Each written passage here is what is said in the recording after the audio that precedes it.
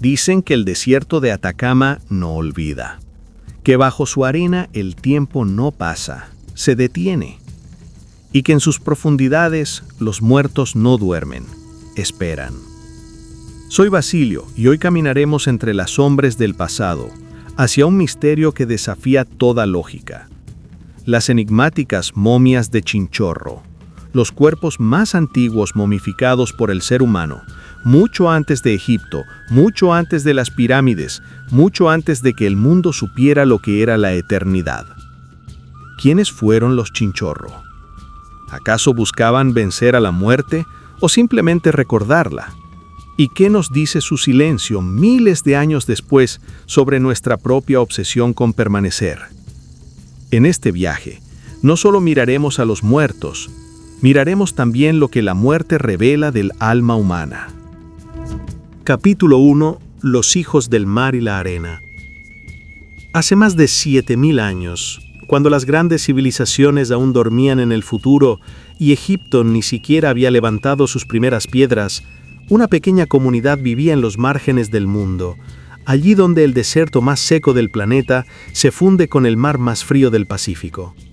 Eran los Chinchorro, los hijos del mar y de la arena, un pueblo que aprendió a sobrevivir en la costa del actual norte de Chile y sur del Perú, entre la aridez infinita del desierto de Atacama y las aguas cargadas de vida de la corriente de Humboldt. No tenían templos, ni ejércitos, ni reyes. Su imperio era la costa, su alimento el mar, y su legado, la inmortalidad. Los arqueólogos calculan que su cultura existió aproximadamente entre el año 7000 y el 1500 a.C., extendiéndose desde la zona de Arica hasta la desembocadura del río Loa. En un tiempo en que la humanidad aún era nómade en la mayoría de los continentes, ellos ya habían descubierto una relación íntima con su entorno. Se establecieron en pequeñas comunidades de cazadores y recolectores marinos. Con anzuelos de espinas, cuchillos de obsidiana y redes trenzadas con fibras vegetales, capturaban peces, moluscos y lobos marinos. Vivían de lo que el mar ofrecía, pero también comprendían su carácter implacable. A veces la abundancia traía tormentas y muerte, y fue entonces, quizás, cuando nació su misterio. En aquel paisaje de sal, viento y silencio, el cuerpo humano se secaba con rapidez. Los cadáveres abandonados sobre la arena se conservaban durante meses, a veces años. Tal vez ese fenómeno natural despertó en ellos una intuición, la de que la carne podía resistir al tiempo. De esa observación, simple y poderosa, surgió una de las prácticas más asombrosas de la historia humana, la momificación artificial. Mucho antes de las dinastías faraónicas, los Chinchorro ya habían descubierto cómo despojar el cuerpo de su mortalidad. Las momias más antiguas descubiertas datan del año 5050 a.C. Eso las convierte en las más antiguas del mundo creadas por manos humanas. En sus primeros intentos, los cuerpos eran secados de manera natural, desecados por el viento del desierto y la sal marina. Con el paso de los siglos, el ritual se volvió cada vez más complejo. Separaban la piel del cuerpo, retiraban los órganos, el cerebro, los músculos, luego rellenaban el interior con fibras vegetales, caña, tierra y ceniza, reensamblaban los huesos con palos o cañas, y al final cubrían la figura con una mezcla de arcilla y ceniza que servía como piel nueva. Después modelaban un rostro, lo pintaban de negro o rojo y le colocaban una peluca de cabello humano cuidadosamente trenzado. Ese acto no era solo técnico, era profundamente espiritual. No se trataba de preservar un cuerpo, sino una presencia. El muerto, una vez momificado, no era enterrado inmediatamente, permanecía en la comunidad, junto a los vivos. Era vestido, transportado, acariciado, formaba parte del grupo familiar, del fuego, del día a día. La muerte no separaba. La muerte en el mundo Chinchorro era una continuidad de la vida. El alma no partía, permanecía. A diferencia de las tumbas reales de Egipto o las cámaras funerarias de otras culturas, los Chinchorro no distinguían por estatus ni jerarquías. Los arqueólogos han hallado momias de hombres, mujeres, ancianos, niños e incluso fetos. Todos eran tratados con el mismo cuidado, la misma reverencia. No había privilegios. En un mundo tan duro, donde el mar podía tanto alimentar como destruir, la comunidad era la única fortaleza. Por eso, La muerte no podía romper el vínculo. Las tipologías de momificación revelan su evolución. Primero surgieron las llamadas momias negras, las más antiguas, datadas entre el 5050 y el 3000 a.C. Su nombre proviene del pigmento oscuro que cubría sus cuerpos, hecho con manganeso. Luego aparecieron las momias rojas, entre el 2500 y el 2000 a.C., pintadas con óxido de hierro. Más tarde, durante el período final de la cultura, surgieron las momias de barro, en las cuales el cuerpo era recubierto directamente con una capa de arcilla sin desmontarlo por completo. Cada fase muestra un cambio técnico, pero la misma intención subyacente: prolongar la existencia, detener el paso del tiempo, mantener el vínculo. Algunos investigadores creen que el clima extremo del norte chileno influyó decisivamente en esta práctica. El desierto de Atacama, con menos de 1 milímetro de lluvia al año, es un lugar donde la descomposición se detiene casi por completo. Otros sugieren que fue la constante presencia de la muerte, producto de las condiciones duras de vida, lo que los llevó a desarrollar un ritual que transformara el dolor en permanencia. La ciencia moderna ha identificado el uso de pigmentos minerales, fibras vegetales, pieles de animales y arcillas locales, lo que revela un conocimiento técnico sorprendente para una sociedad tan antigua. Pero detrás de esa técnica, hay una pregunta que todavía no tiene respuesta. ¿Por qué lo hacían? Ninguna otra cultura de cazadores y recolectores ha mostrado un nivel semejante de elaboración funeraria. No había templos, ni textos, ni precedentes, y sin embargo, había una concepción metafísica de la existencia tan avanzada como para desafiar la caducidad misma de la carne. Algunos arqueólogos hablan de un igualitarismo de la muerte, otros de una forma primitiva de religiosidad doméstica. Pero quizás, más allá de toda teoría, se trataba simplemente de una verdad humana: el deseo de no perder lo amado. Cuando uno observa una momia chinchorro en un museo o en un laboratorio, no ve el rostro de un difunto, ve la huella de una civilización que se negó a aceptar el olvido. En sus manos reconstruidas, en las máscaras de barro, en los ojos vacíos, donde alguna vez había mirada, se percibe una resistencia silenciosa. No es el gesto de quien teme morir, sino el de quien se niega a desaparecer. Ellos no creían en la eternidad como una promesa, sino como una tarea. Cada cuerpo momificado era una afirmación: aquí seguimos. En la costa árida de Camarones, en Arica, los arqueólogos han descubierto decenas de estos cuerpos perfectamente preservados. En algunos casos, los huesos fueron reforzados con cañas, los rostros modelados con precisión casi escultórica. En otros, los cuerpos fueron envueltos con tejidos de junco, acompañados de objetos simples: conchas, anzuelos, fragmentos de hueso. No hay signos de ofrendas de poder ni ritos de sumisión, solo cercanía, respeto y una devoción callada hacia el cuerpo como símbolo de la continuidad del ser. La cultura chinchorro desapareció hacia el año 1500 a.C., absorbida gradualmente por grupos andinos que introdujeron nuevas formas de vida y creencias. Pero su legado quedó incrustado en la arena y en el ADN del desierto. Hoy, miles de años después, las momias chinchorro siguen hablándonos, no con palabras, sino con una presencia muda, tangible. Son testigos de una concepción que entendió antes que nadie que la muerte no es el final, sino el otro lado del mismo viaje. Tal vez el mayor enigma no sea cómo lograron conservar los cuerpos, sino por qué sintieron la necesidad de hacerlo. ¿Fue amor, miedo o esperanza? ¿O simplemente una manera de decirle al universo aún no? Entre las dunas y las brumas del Pacífico, esas figuras inmóviles parecen responder con su silencio. Los chinchorro fueron los primeros en construir una forma humana de eternidad, los primeros en mirar a la muerte y decirle sin palabras que el alma no se disuelve en la arena. Y así, entre el mar y el desierto, entre el polvo y el viento, comenzó la historia más antigua del mundo sobre la inmortalidad. Capítulo 2. El ritual de la eternidad. En el silencio inmenso del litoral del norte, donde el viento arrastra sal y polvo desde hace milenios, los chinchorro construyeron una ceremonia que trascendía la comprensión de su tiempo. No dejaron templos ni escrituras, pero dejaron cuerpos cuidadosamente trabajados, una secuencia de gestos que hablan con una claridad que ningún idioma ha igualado. El ritual de la momificación no era un acto aislado, era un proceso colectivo, Un trabajo compartido entre manos que conocían el valor de cada fibra, de cada fragmento de piel, de cada respiro que se extinguía.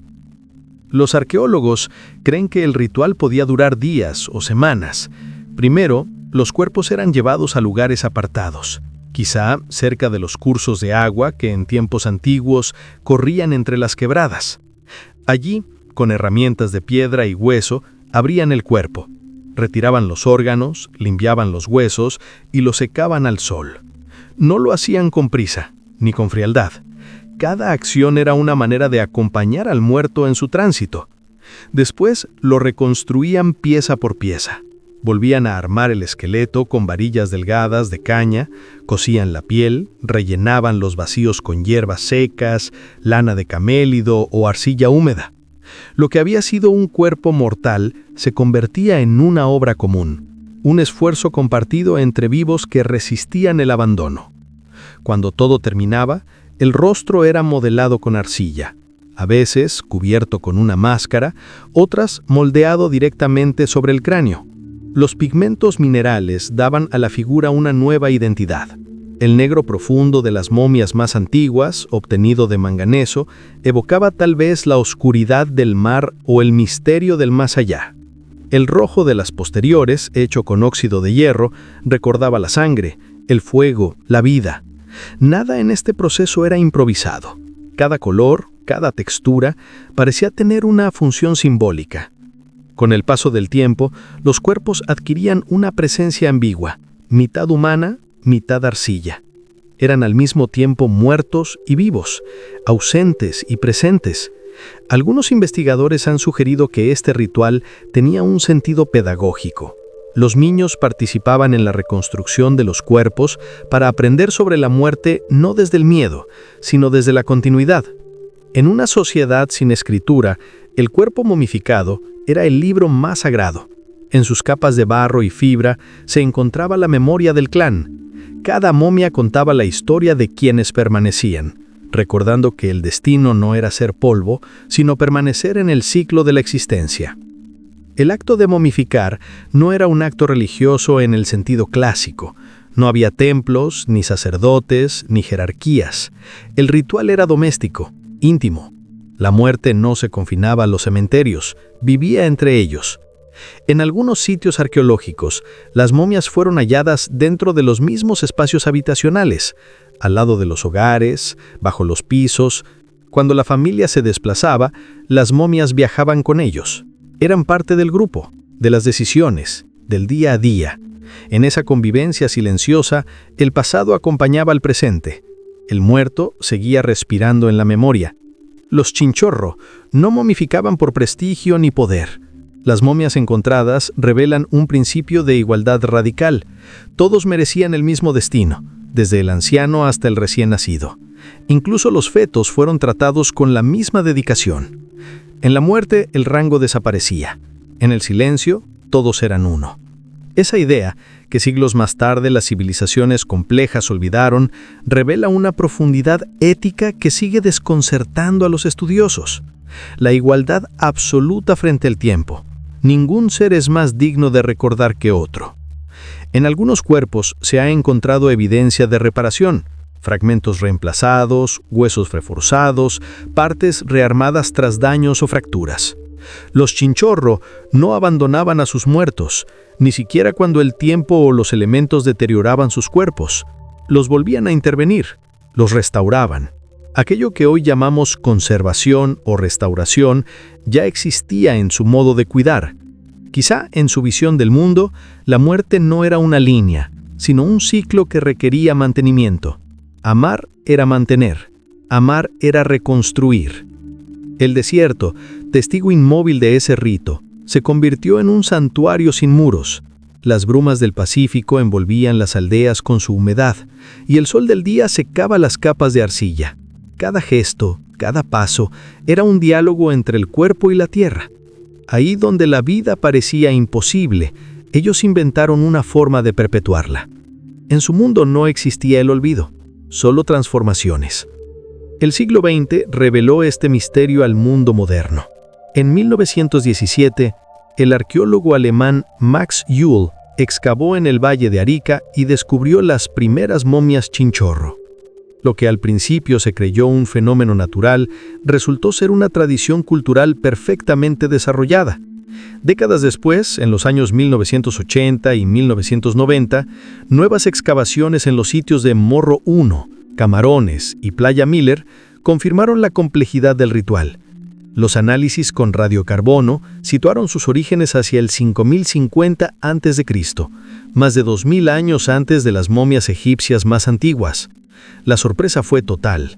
La humanidad había pensado que la idea de embalsamar cuerpos había nacido con los faraones, pero el desierto chileno, silencioso y severo, había guardado el secreto más antiguo del mundo.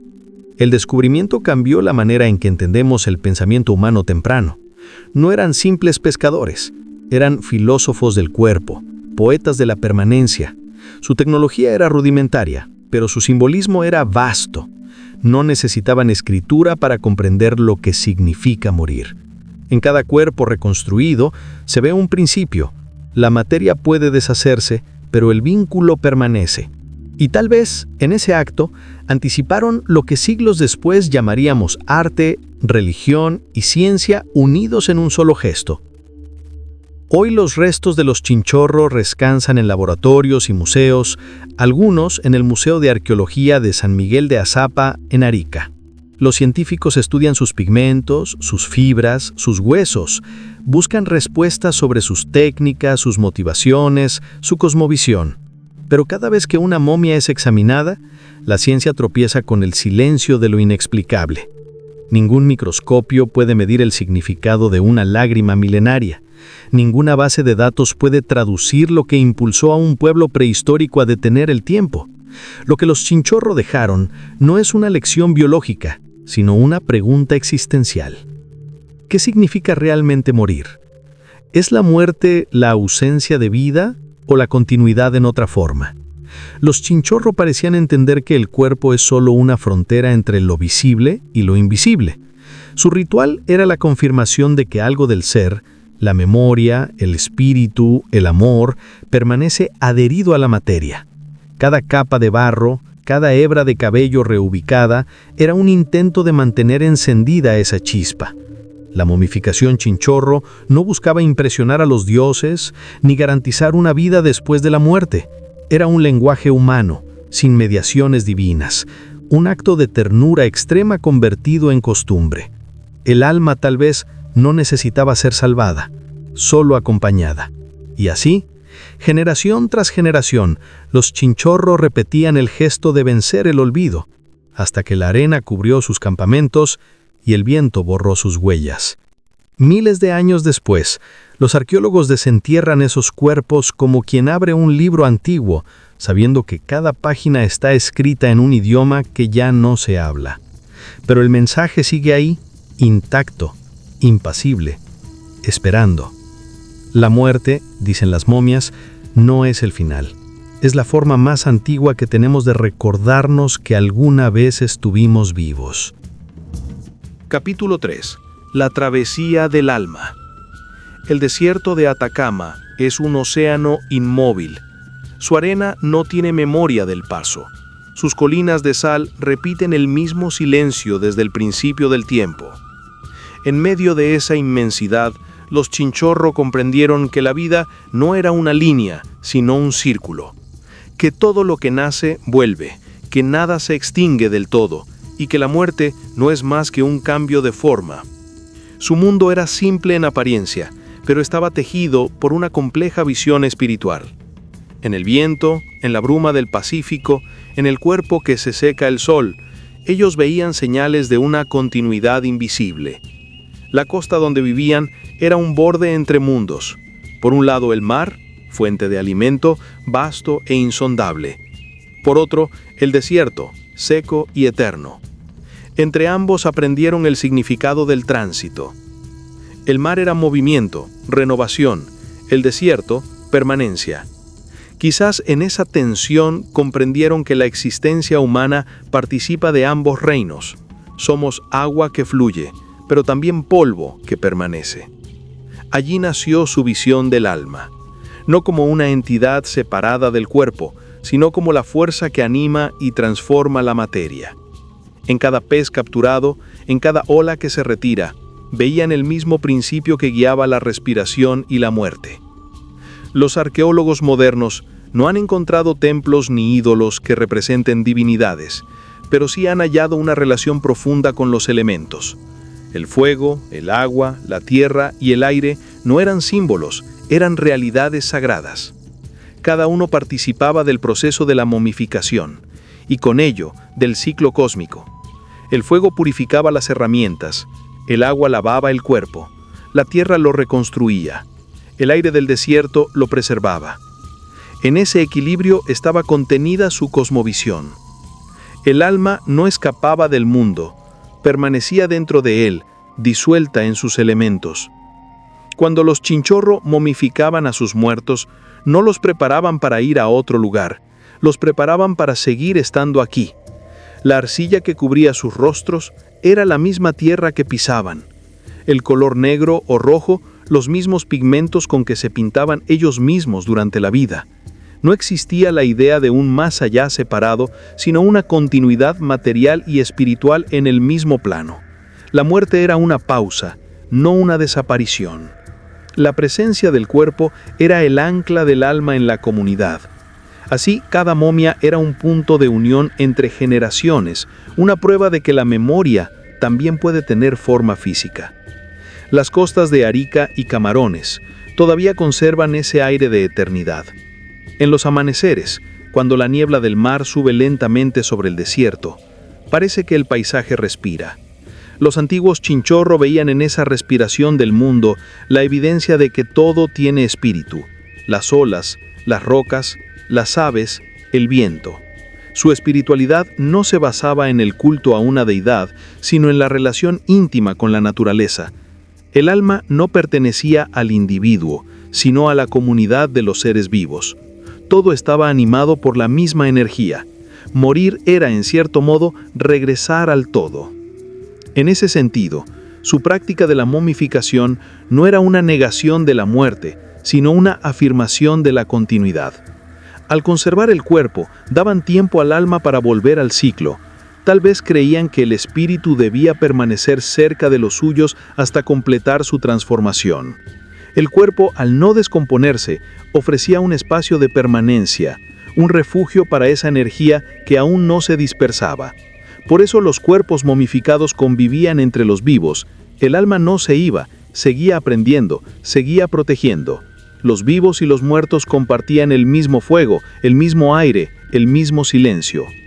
Esa concepción filosófica, aunque sin palabras escritas, se refleja en la armonía de sus gestos. No había miedo en su trato con la muerte, no había desesperación ni súplica, había respeto y una serena aceptación del ciclo. Mientras otras culturas posteriores construirían religiones enteras en torno al temor al más allá, los Chinchorro parecían haberlo resuelto con un solo acto. Cuidar del cuerpo era cuidar del alma. La frontera entre vida y muerte era porosa, y el amor servía de puente. En ese puente se movía su fe. El antropólogo Bernardo Ariasa, uno de los mayores expertos en la cultura Chinchorro, ha descrito su visión como un humanismo prehistórico. En sus estudios publicados a fines del siglo XX, concluyó que el cuidado igualitario de los muertos refleja una comprensión ética de la existencia. La comunidad entera participaba en los rituales, sin jerarquías. Nadie era más importante porque todos compartían la misma esencia vital. En sus palabras, los Chinchorro no momificaban para preservar el cuerpo, sino para preservar la identidad colectiva. Cada individuo era una parte inseparable del grupo, y la muerte no rompía ese tejido. El alma para los Chinchorro no era algo que debía ser juzgado o salvado. No existían castigos ni recompensas. Existía la continuidad. Las momias eran una forma visible de esa permanencia, una materialización de la energía vital que no se extingue. Cuando las tormentas del Pacífico destruían los campamentos, los cuerpos eran trasladados, protegidos, reparados.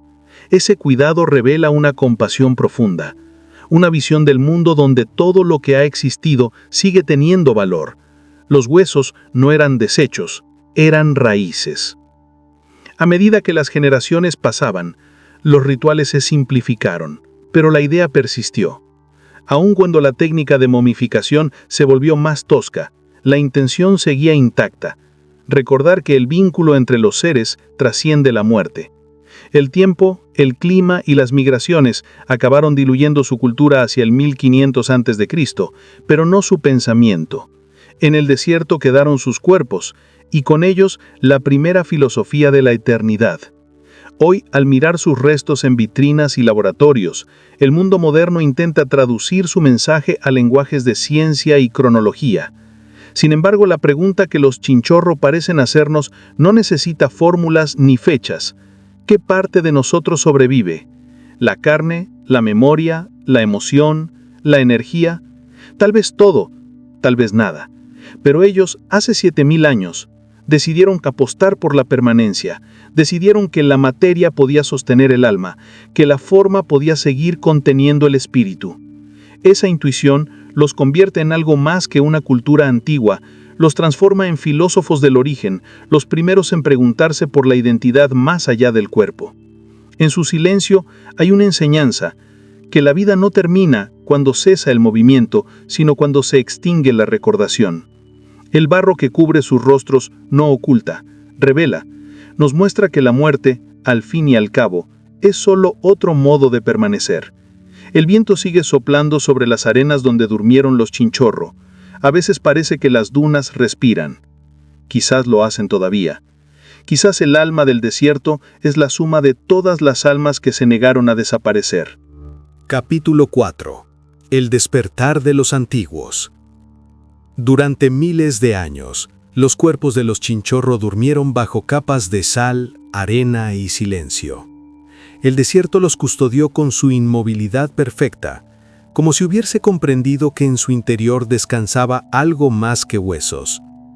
Nadie sospechó su existencia hasta que, a comienzos del siglo XX, el azar volvió a ponerlos frente a los ojos del mundo moderno.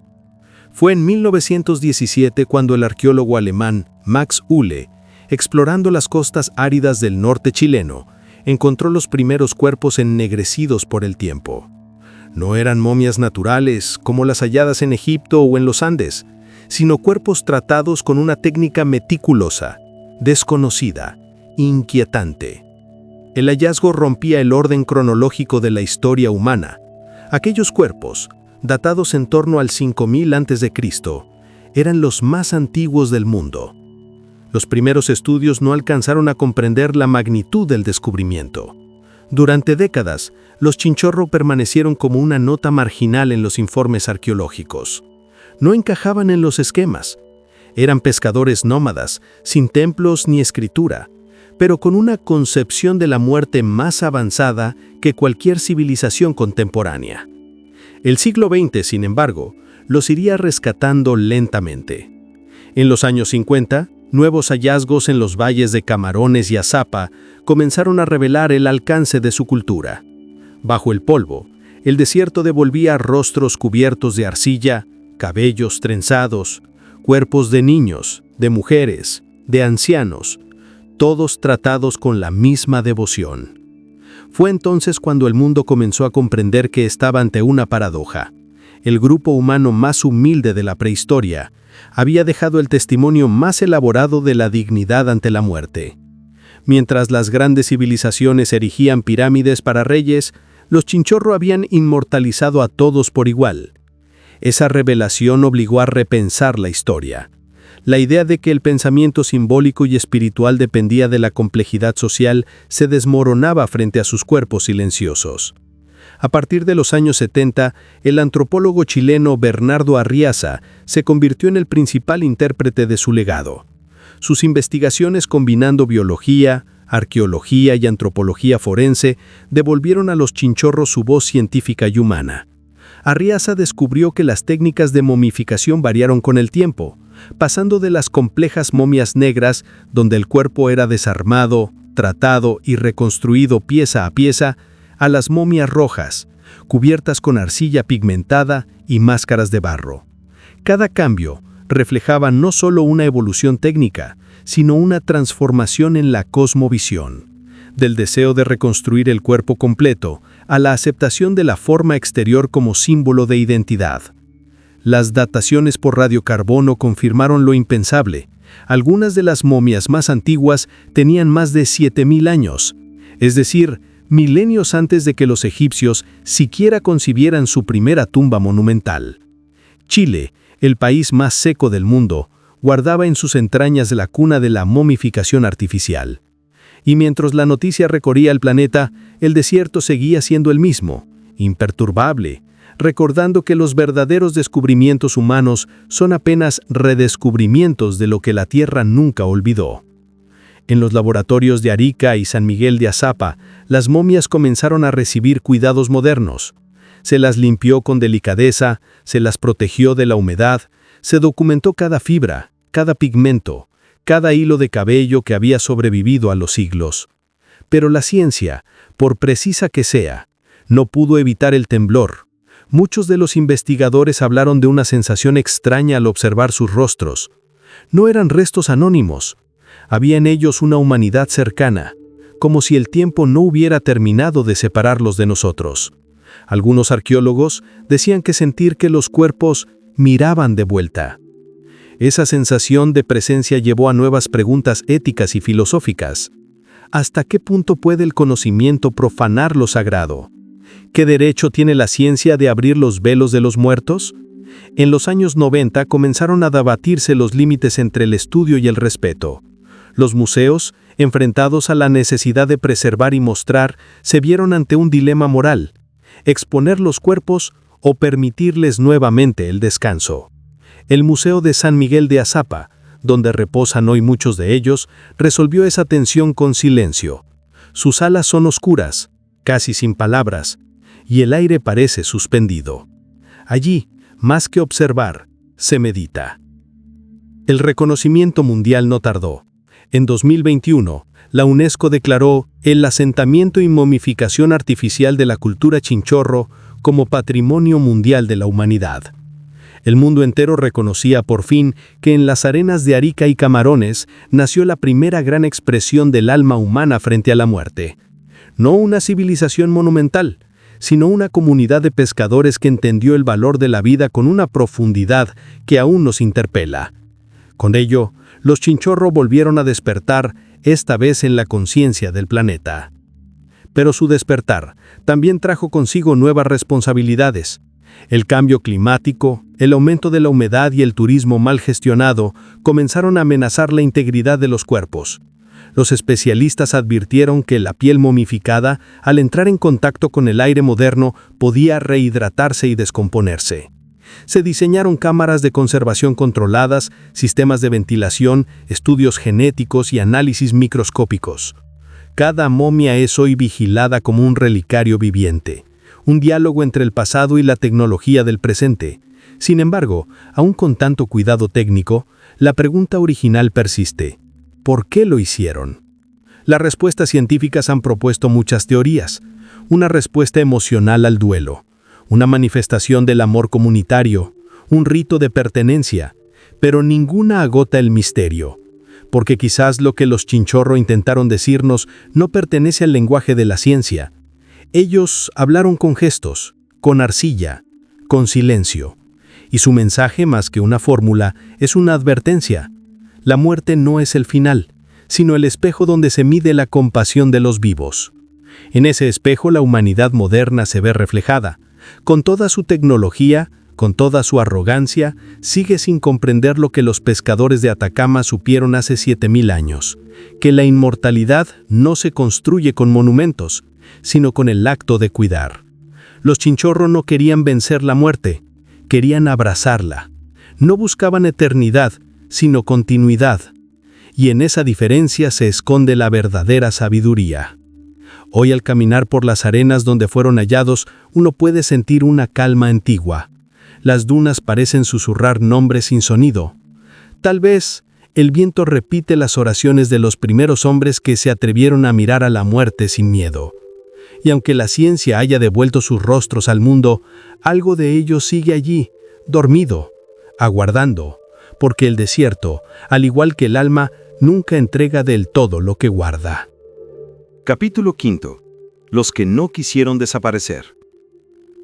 Miles de años después, la arena del desierto de Atacama sigue siendo el mismo espejo de la eternidad. Allí donde los chinchorro vivieron y murieron, el tiempo se ha detenido de una manera que ninguna historia escrita puede capturar. Sus cuerpos, ahora cuidadosamente conservados en laboratorios y museos, siguen contando lo que sus manos y su amor decidieron inmortalizar: la permanencia frente al olvido, la resistencia frente a la desaparición. Ellos no construyeron monumentos, no erigieron pirámides ni templos. Construyeron la eternidad en la forma más simple y compleja al mismo tiempo: el cuerpo humano. La vida de los chinchorro nos habla de un mundo donde la muerte no se teme, sino que se observa, se comprende y se acompaña. Cada gesto de momificación, cada máscara de arcilla, cada color aplicado sobre la piel reseca es un acto de humanidad y filosofía.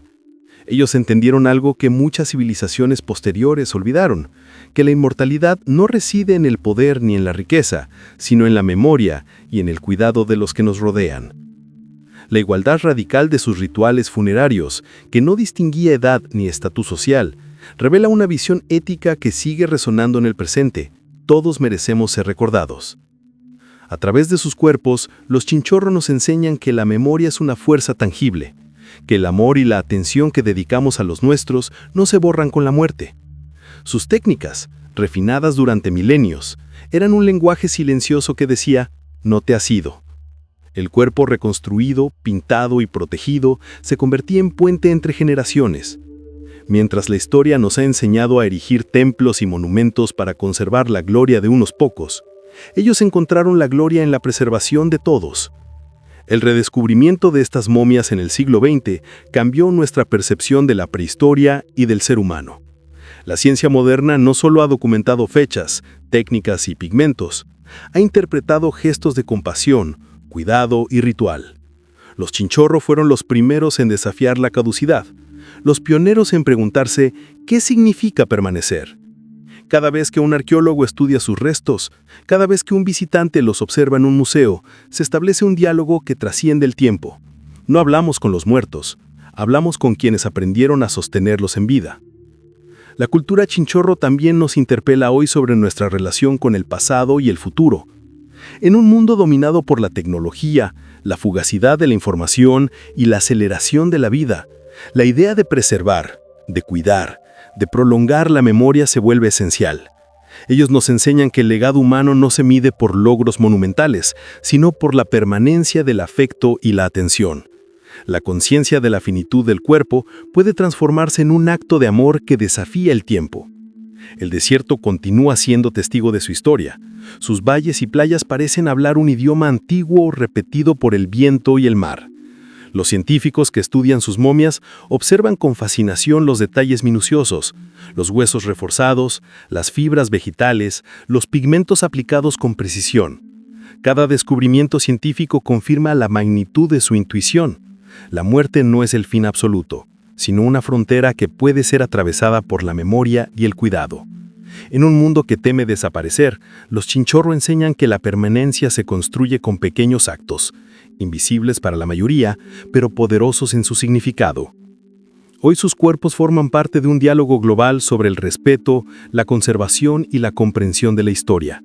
Son objeto de estudios interdisciplinarios que combinan arqueología, biología, antropología y ética.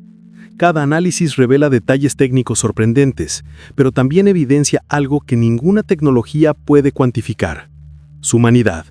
La ternura con que reconstruyeron a sus muertos, la dedicación con que protegieron cada cuerpo, es un mensaje que trasciende la ciencia. La ciencia observa, pero el alma de los chinchorros sigue enseñando. Mirando hacia el futuro, su legado nos desafía. Nos pregunta cómo queremos ser recordados, cómo cuidamos a los que amamos, cómo enfrentamos la certeza de nuestra propia muerte. Nos invita a pensar que la historia no está hecha solo de conquistas y glorias, sino de gestos de amor y de cuidado que persisten cuando el cuerpo se desvanece. En su silencio, los chinchorro nos enseñan que la inmortalidad es un acto colectivo, un pacto entre los vivos y los que se han ido, una promesa de memoria y presencia que no termina con la muerte.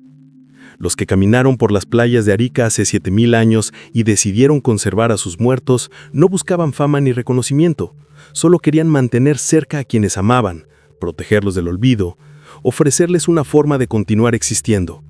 Esa intención silenciosa transmitida a través de la arcilla, la fibra y el pigmento es la lección más duradera que nos han dejado.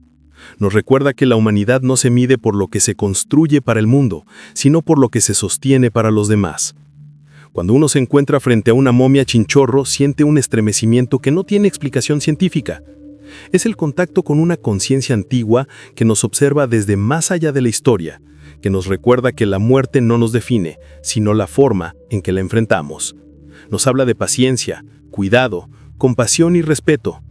Nos dice que el tiempo es relativo frente al amor y la memoria, que lo que hacemos por otros puede superar la brevedad de nuestra propia existencia. Los chinchorro nos dejaron un legado que no se deteriora, el mensaje de que lo que amamos puede resistir incluso cuando ya no estamos. Nos enseñan que la vida y la muerte no son opuestas, sino continuidades de un mismo ciclo, que la eternidad no se compra ni se conquista, se construye con la atención, con la memoria, con la presencia que otorgamos y recibimos. Ellos no solo crearon momias, crearon un testimonio que desafía siglos y milenios, que nos invita a reflexionar sobre nuestra propia existencia. El desierto sigue ahí, inmutable, y el mar sigue llegando y retirándose como lo hizo hace 7000 años. En las dunas y las playas, la memoria de los chinchorro permanece. Sus cuerpos, sus gestos y su sabiduría siguen presentes. Y nosotros, al observarlos, comprendemos que los que no quisieron desaparecer nos han enseñado la lección más profunda, que la verdadera inmortalidad se encuentra en la memoria compartida, en la presencia que otorgamos y recibimos, y en el amor que se niega a desaparecer. Los chinchorro caminaron por el límite entre vida y muerte, y decidieron quedarse. Nos dejaron el mensaje más antiguo de todos. La muerte no es el fin, sino una forma de permanecer.